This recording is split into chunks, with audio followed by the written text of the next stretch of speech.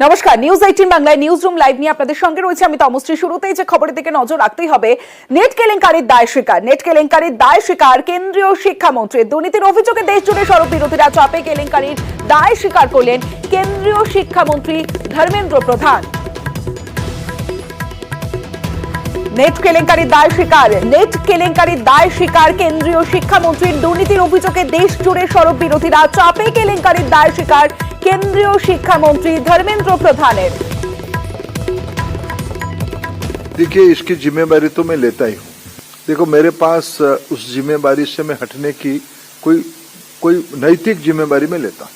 देश के भविष्य को सुरक्षित करना पड़ेगा, गुणवत्ता को मेंटेन करना पड़ेगा, पारदर्शिता को मेंटेन करना पड़ेगा, लाखों गरीब विद्यार्थियों की मेहनत को सम्मान करना पड़ेगा।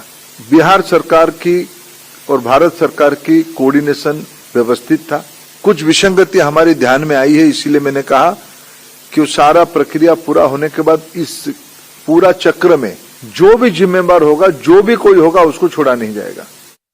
আমার সঙ্গে প্রতিনিধি মৈত্রী ভট্টাচার্য রয়েছে। মৈত্রী, দায় স্বীকার করলেন কেন্দ্রীয় শিক্ষামন্ত্রী ধর্মেন্দ্র প্রধান, বাধ্য হলো নাকি?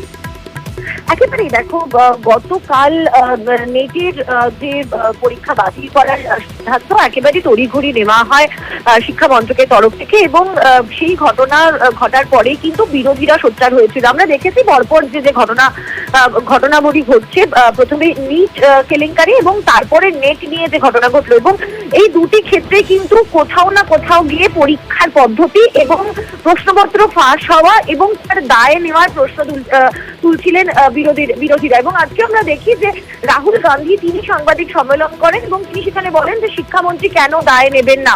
এবং তারপরেই দেখা গেল যে রাহুল গান্ধী তার সাংবাদিক সম্মেলনের কয়েক ঘন্টার মাথাতেই কিন্তু ধর্মেন্দ্র প্রধান তিনি সাংবাদিক সম্মেলন করলেন এবং তিনি কি বললেন, কার্যত তিনি দায় স্বীকার করে নিলেন এবং তিনি জানালেন যে নেটের প্রশ্ন, অর্থাৎ ইউজিসি নেটের যে প্রশ্নপত্র, যে পরীক্ষা 18 তারিখ হয়েছিল, সেই প্রশ্নপত্র ডার্ক ওয়েবে ফাঁস হয়ে গেছিল এবং সেই ফাঁস হয়ে যাওয়া এবং সেই তথ্য যখন তারা জানতে পারেন, তাদের বক্তব্য ছাত্রছাত্রীদের কথা ভেবেই তারা এই গোটা পরীক্ষাটি বাতিল করেন। কিন্তু এখানেই বিরোধীরা প্রশ্ন তুলছেন যে তাহলে এনটিএ বা ন্যাশনাল টেস্টিং এজেন্সি, যারা নিট পরীক্ষাও নিয়েছিলেন, যারা নেট পরীক্ষারও পরিচালনার দায়িত্বে ছিলেন, তাহলে তাদের ব্যবস্থাপনা কি হবে বা তাদের বিরুদ্ধে কি ব্যবস্থা নেওয়া হবে? তার কারণ একের পর এক এরকম ঘটনা ঘটছে এবং যেখানে ছাত্রছাত্রীদের ভবিষ্যৎ নিয়ে প্রশ্ন উঠছে, সেই জায়গায় দাঁড়িয়ে কিন্তু ধর্মেন্দ্র প্রধান আজকে জানিয়েছেন একটি হাই লেভেল তদন্ত করা হচ্ছে এবং এক্ষেত্রে দাঁড়িয়ে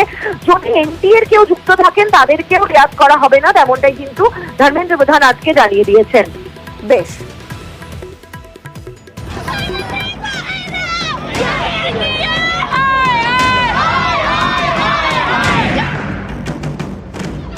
নিটের পর এবার নেট, আবারও সর্বভারতীয় পরীক্ষায় কেলেঙ্কারির অভিযোগ।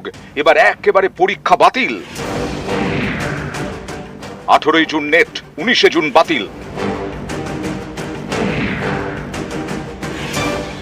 নিট বিতর্কের মধ্যেই নেট বাতিল, এতে নতুন করে ঝড় উঠেছে। কেন্দ্রের মোদী সরকারকে নিশানা করতে দেরি করেনি বিরোধীরা। প্রিয়াঙ্কা গান্ধী ভাদ্রা সোশ্যাল মিডিয়ায় লিখেছেন, বিজেপি সরকারের লিকতন্ত্র, দুর্বল ব্যবস্থা যুব সমাজের জন্য মারাত্মক। নিট কেলেঙ্কারির পর এবার অনিয়মের আশঙ্কায় নেট বাতিল। কেন্দ্রের শিক্ষামন্ত্রী কি এর দায় স্বীকার করবেন? कहा जा रहा था कि नरेंद्र मोदी जी ने यूक्रेन की लड़ाई रोक दी थी, मगर किसी न किसी कारण जो हिंदुस्तान में पेपर लीक हो रहे हैं उसको नरेंद्र मोदी रोक नहीं पा रहे हैं या रोकना नहीं चाहते हैं। इस कैप्चर को फैसिलिटेट नरेंद्र मोदी जी ने किया है। क्या आप निजी तौर पर लोकसभा में इस विषय को उठाएंगे? हाँ, उठाएंगे, पार्लियामेंट हाउस पे उठाएंगे। 24 लाख बच्चे अगर किसी एग्जाम में बैठते हैं, 4, 5, 6 सेंटर में कहीं पर कुछ अनियमितताएं होती है, उस पर सरकार पूर्ण तरीके से संज्ञान भी लेती है, उस पर जैसे जैसे इंफॉर्मेशन आती है कार्रवाई भी करती है।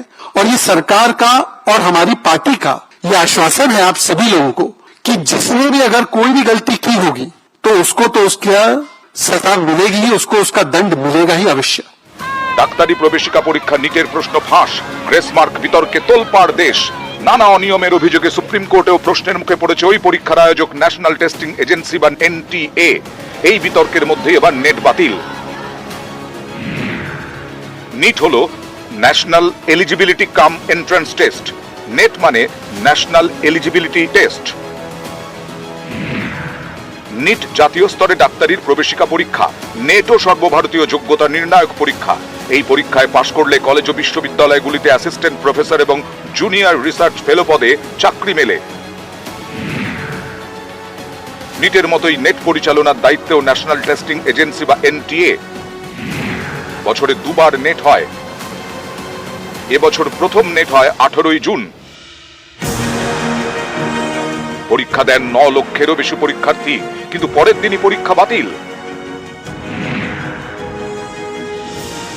देखिए, इसकी जिम्मेदारी तो मैं लेता ही हूं।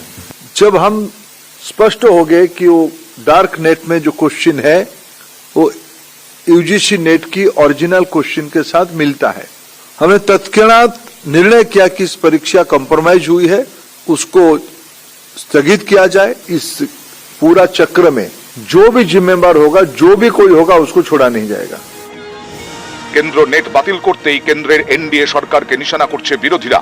এ রাজ্যে সুর চড়িয়েছেন শিক্ষামন্ত্রী ব্রাত্য বসু। সোশ্যাল মিডিয়ায় লিখেছেন, কেলেঙ্কারির সিরিজে আরো এক নয়া কেলেঙ্কারি। ইউজিসি নেট বাতিলে স্পষ্ট পরীক্ষা ব্যবস্থার ভিতের সঙ্গেই আপোষ হয়েছে।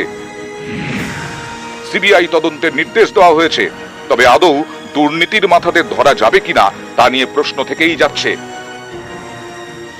এখন একটার পর একটা স্ক্যাম বেরোচ্ছে এবং আমার মতে এটা উপরিভাগটা দেখতে পাচ্ছি। যখন আমাদের রাজ্যের ক্ষেত্রে সিআইডি যখন কোনো দুর্নীতির ক্ষেত্রে দেওয়া হচ্ছে, যে সিআইডি বিশ্বাসযোগ্য নয়, এটা অনেক বিরোধী দল বলেছেন। কেন্দ্র যখন সিবিআই কে ডাকে তখন সেটা কিভাবে বিশ্বাসযোগ্য হয়?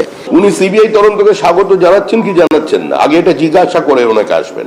উনি এটা দিয়ে কি বোঝাতে চাইছেন যে এ রাজ্যে সিবিআই যে তদন্ত চলছে, যেটাতে ওনার শিক্ষামন্ত্রী জেলে গেছে কিন্তু আসল রাঘব বোয়াল জেলে যায়নি, তিনি জেলে যাবেন কি যাবেন না, উনি ঘুরিয়ে এই কথাটা বলতে চাইছেন। নিট নিয়ে তোলপাড়ের মধ্যেই নেট বাতিল। এতে নতুন করে রাজনীতির হাওয়া গরম।